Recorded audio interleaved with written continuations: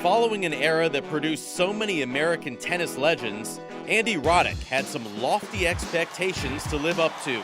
He also possessed one of tennis's most lethal weapons. One of the best serves ever in the game. Right away off the bat, you could see he had power like almost no other player ever had.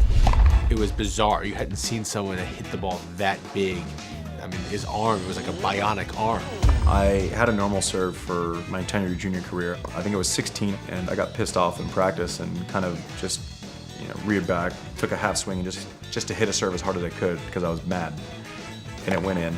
And then I did it again the next point, and it went in. That was it. And then all of a sudden, I had a big serve. After only a couple of years on tour, Roddick rode a wave of youthful confidence all the way to the 2003 U.S. Open final, where he beat Juan Carlos Ferrero in straight sets.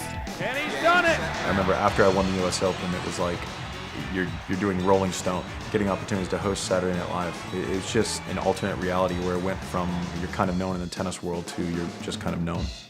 Roddick spent the rest of his career trying to replicate his early Grand Slam win. He reached 4 additional major finals and helped the U.S. win the Davis Cup. He also held a top 10 ranking for 9 consecutive years. He is driven. He was a guy that every day he showed up, he put 100% in. He was a competitor. You knew he was going to be up for the battle. I had to work so hard to trim the margins, trying to compete with Roger and Rafa. Andy wasn't blessed with quick feet, so he realized he was going to have to become a better athlete. Training, track work, creating more power. That's how I was going to give myself a puncher's chance against those guys. Through grit and determination, Roddick faced off against his perennial adversary, Roger Federer, in the 2009 Wimbledon final. I don't know that I could have done anything differently that day. I was prepared, mentally tough, physically strong, had a game plan, executed it almost to perfection, and came out on the losing end of it. Roddick pushed Federer to 5 sets, losing 16-14 in the 5th. It was one of those matches that unfortunately needed a winner. I got very lucky. I definitely feel super connected to Andy through that match because we both know what it meant for both of us and that we both know that he deserved as much as I did that day. I think it's one of his best memories, and I think it's probably the match that'll haunt him forever. I really do. Even to this day, like walking in there, you feel like you got punched in the stomach because it's like, I wish I was walking through these gates again as a former champion.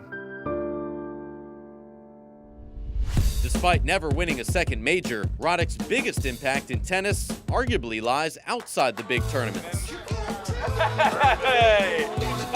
He formed this foundation very young for his kids in Austin, and I've done it a few times for him. And I was just so amazed at someone who could do something so young and give back. We serve currently 1,500 kids daily on the east side of Austin. I give a lot of that credit to just the people that came before me in tennis and what they stood for. I mean, leadership trickles down.